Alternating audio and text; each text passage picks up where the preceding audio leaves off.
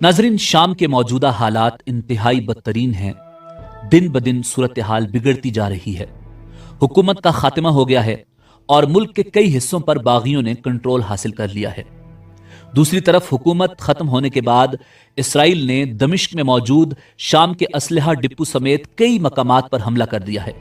मगर इस सारी सूरत हाल में शाम में मौजूद एक इंतहाई मुकद्दस मकाम जनाबे सैयदा बीबी ज़ैनब सलामुल्लाह अलैहा का मिज़ार मुबारक है, जो साबका दारुल हुकूमत दमिश्क में वाक़ है।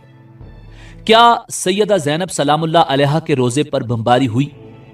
कौन लोग हैं जो इस अजीम मकाम को ख़त्म करना चाहते हैं और अब तक रोज़े की हिफाजत कौन कर रहा है? यही हमारी आज की वीडियो का मौजू होगा और आज हम आपको शाम में मौजूद इस रोज़े और शाम के शिया सुन्नी फसादात के हवाले से मुकम्मल मालूमात फराहम करेंगे।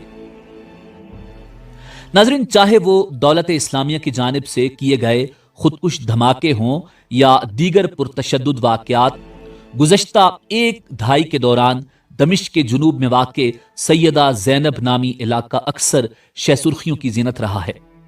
इस दौरानिये में यहाँ वाक़े सैयदा ज़ैनब सलामुल्लाह अलैहा का मिज़ार कई सियासी और अस्करी मुहिम्मात का मरकज़ रहा है।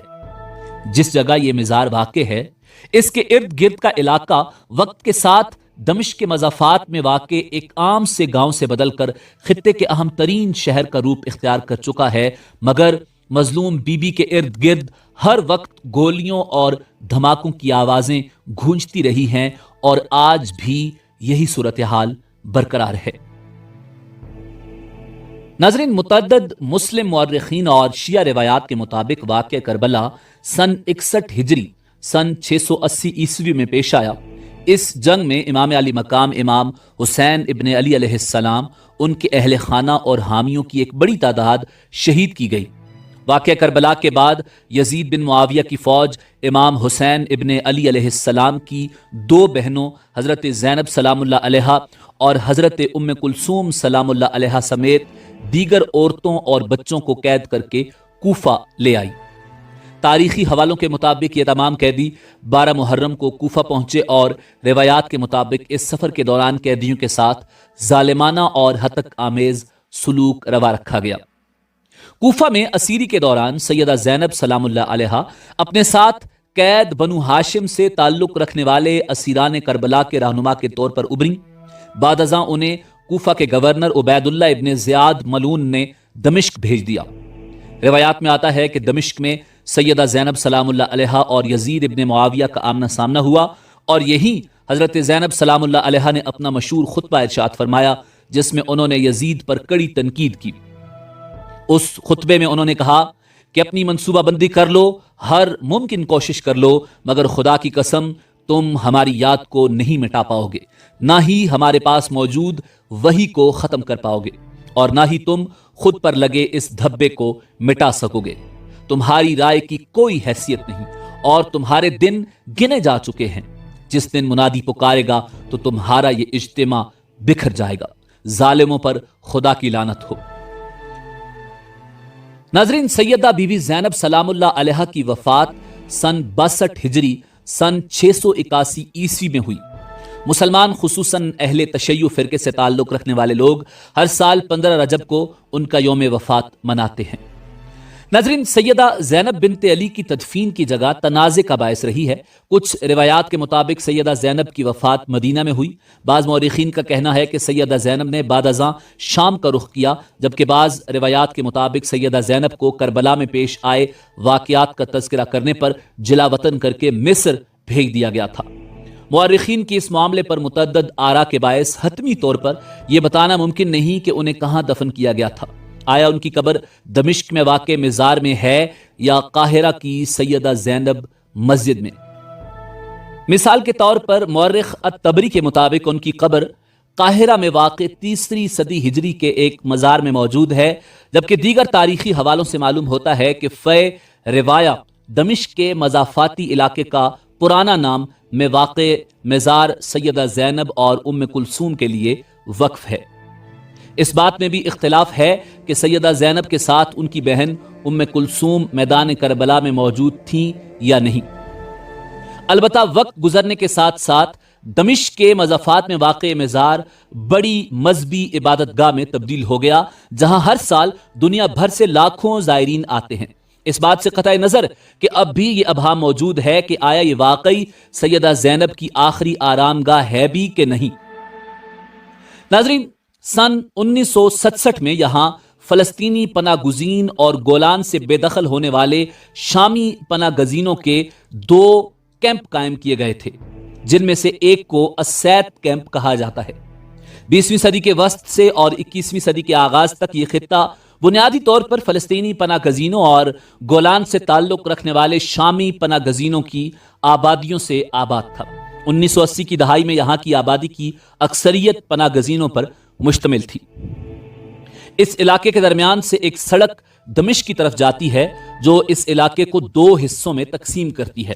سڑک کے دونوں جانب کے علاقوں پر 4 حصوں میں تقسیم کیے گئے کچھ علاقے ہیں، جس کے وسط میں مزار موجود ہے۔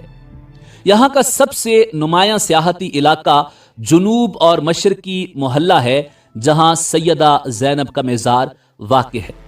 علاقے کے اس حصے میں ہوٹلز اور بھیڑ بھاڑ والے بازار شامل ہیں۔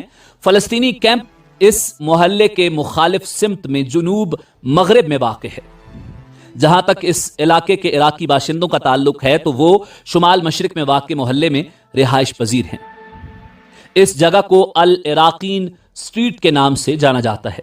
سن 2003 میں عراق پر امریکی حملے کے بعد اس علاقے میں بسنے والی عراقی آبادی میں نمایاں اضافہ ہوا۔ ناظرین، اس علاقے میں ایرانیوں کی دلچسپی 1979 میں ایران میں آنے والے اسلامی انقلاب کے بعد شروع ہوئی۔ کیونکہ ایران شیعہ ملک ہے، اس لیے شیعہ حضرت زینب سلام اللہ علیہا سے سنیوں کی نسبت زیادہ عقیدت اور محبت رکھتے ہیں۔ مزار کی پرانی عمارت کی بحالی کا کام ایرانی طرز پر شروع ہوا۔ گنبدوں اور میناروں میں سجاوٹ کے لیے نیلے رنگ کی ٹائلوں کا استعمال کیا گیا۔ اس کے بعد ایرانیوں نے اس مزار سے ملحقہ جائیدادیں خریدنا شروع کی اور رفتہ رفتہ 1990 کی دہائی میں سیدہ بی بی زینب سلام اللہ علیہا کے مزار کا علاقہ ایک شہر میں تبدیل ہو گیا، جہاں ایرانی فنڈنگ سے اسکول، مدرسے اور ہاسپٹلز قائم کیے گئے۔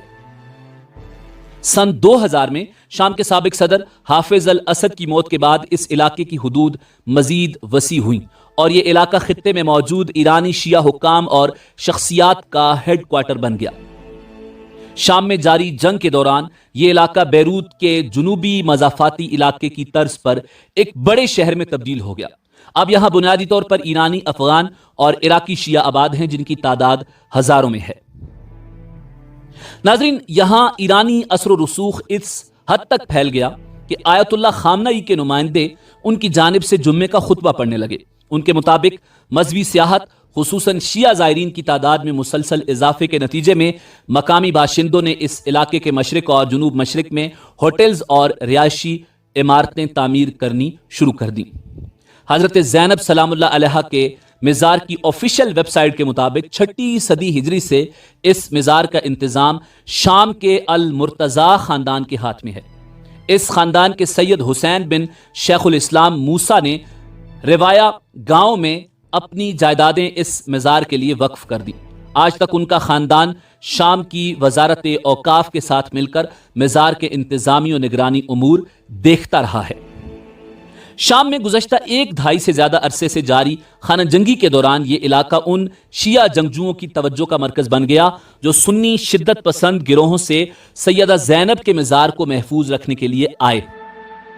آج سیدہ زینب کا مزار محض مذہبی اہمیت نہیں رکھتا، بلکہ اس مزار کی مذہبی شناخت کو مزار کے دفاع کے لیے آنے والی شیعہ تنظیموں کے سیاسی رجحان سے الگ کرنا مشکل ہے۔ شام میں ہونے والی جنگ کے دوران بارہا سیدہ زینب کے مزار کا محاصرہ کیا گیا اور محاصرہ کرنے والے سفیانی تھے اور اس پر کئی بار بمباری کی گئی۔ اس مزار کے اطراف میں متحارب گروہوں کے درمیان شدید جھڑپیں بھی ہوئیں اور یہ علاقہ کئی سالوں سے میدان جنگ بنا رہا۔ ناظرین، اب چونکہ شام پر تقریباً باغیوں کا کنٹرول ہے اور باغی گروہ سنی ہیں نہ کہ شیعہ، انہوں نے بغاوت کی ہے حکومت سے جو کہ شیعہ تھی اور شیعہ نواز بھی تھی۔ हुकूमत ने यानी बशार अल असद की हुकूमत और दीगर तंजीमों ने मिलकर इस मज़ार की कई सालों तक हिफाजत की, मगर अब इसकी हिफाजत मुमकिन नजर नहीं आती क्योंकि पूरे इलाके पर बागियों का कंट्रोल हो चुका है। सवाल यह है कि क्या वो बागी जो आज से पहले सैयदा बीबी ज़ैनब के मज़ार पर हमले करते आए हैं और बमबारी करते रहे हैं, क्या उनके हाथों से अब ये मज़ार महफूज रहेगा और अब कौन इस मज़ार की हिफाजत करेगा? इसी उम्मीद के साथ इजाजत दीजिए कि आपको हमारी वीडियो पसंद आई होगी। मिलते हैं बहुत जल्द एक नई तारीखी, तहकीकी और मालूमाती वीडियो के साथ। देखते रहिए info@adil। अल्लाह रब्बुल इज़्ज़त आपका हामी और नासिर हो।